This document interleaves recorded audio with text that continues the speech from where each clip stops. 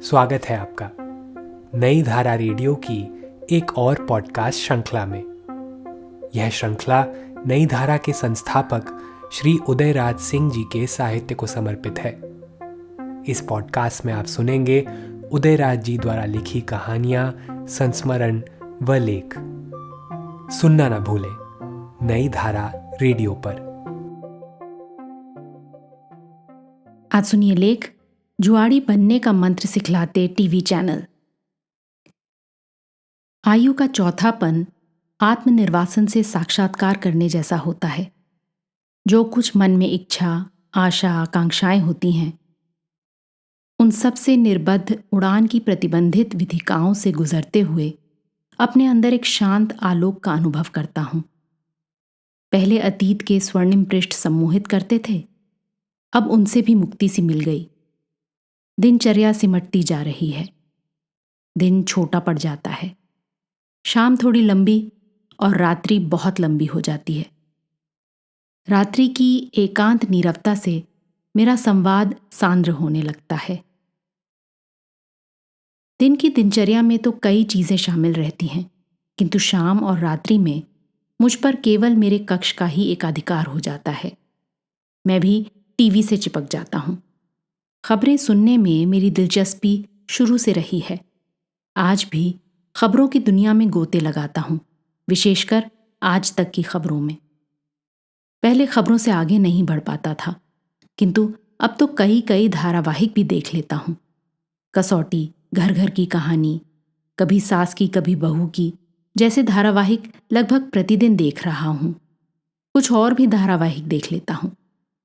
इन धारावाहिकों को देखते हुए मुझे टीवी चैनलों से एक शिकायत सी होने लगी है कि ये इन दिनों अपने को जुआड़ियों का अड्डा क्यों बना रहे हैं।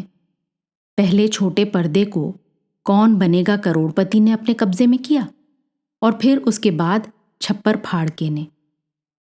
पहले में अमिताभ बच्चन ने तो दूसरे में गोविंदा ने अपने अपने जौहरों से करोड़ों दिलों को अपने मोहपाश में बांधा।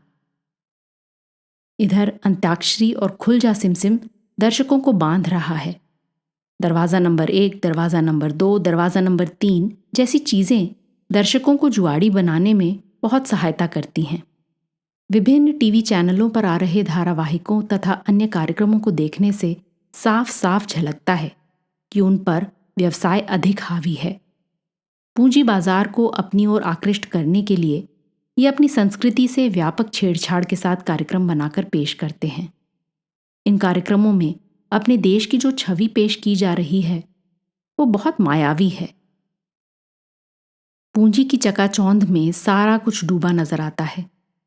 इस देश के मेहनतकश लोग टीवी की मायावी दुनिया के हाथों ठगे जा रहे हैं और उसे देखने वाला कोई नजर नहीं आता। टीवी चैनलों के मनोरंजन कार्यक्रम के नाम पर पूंजी व्यवसाय में एक होड़ सी मची हुई है। दूरदर्शन के अपने चैनल तो फिर भी ठीक हैं, हालांकि उनमें भी स्पर्धा आ रही है, लेकिन दूसरे तमाम चैनलों में क्या कुछ हो रहा है उसकी ओर भी ध्यान जाना चाहिए। उन पर विदेशी चैनलों की नकल और उनसे होड़ लेने की कसरत दिखाई पड़ती है। इससे हमारी भाषा और संस्कृति तो दूषित हो ही रही है। हमारे देश की सामाजिक संरचना में भी परिवर्तन आता दिख रहा है। सबसे अधिक खामियाजा हमारे देश के मध्य वर्ग को भुगतना पड़ रहा है। मनोरंजन कार्यक्रम के नाम पर भाषा संस्कृति को दूषित करने की अनुमति नहीं दी जानी चाहिए। विभिन्न टीवी चैनल जिस तरह जुआड़ियों के अड्डे बनते जा रहे हैं, उससे हमारी युवा पीढ़ी बहुत दिग्भ्रमित होगी, हो भी रही है। मैं तो समय बिताने के लिए टीवी से चिपकता हूं, किंतु मुझे संशय है कि हमारी युवा पीढ़ी विभिन्न चैनलों की चकाचौंध और उत्तेजनाओं से भरे तामझाम वाले कार्यक्रमों को देखकर उससे चिपक न जाएं। यदि ऐसा हुआ तो वे अपने पथ से विचलित होंगे और इसकी भरपाई देश को करनी होगी।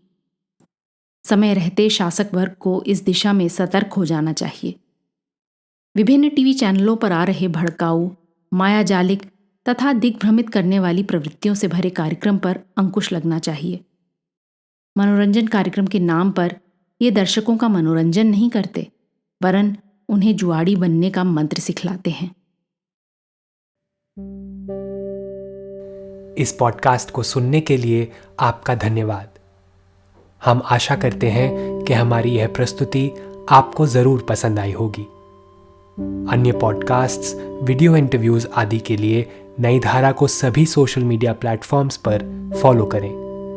जल्द ही आपसे फिर मुलाकात होगी। धन्यवाद।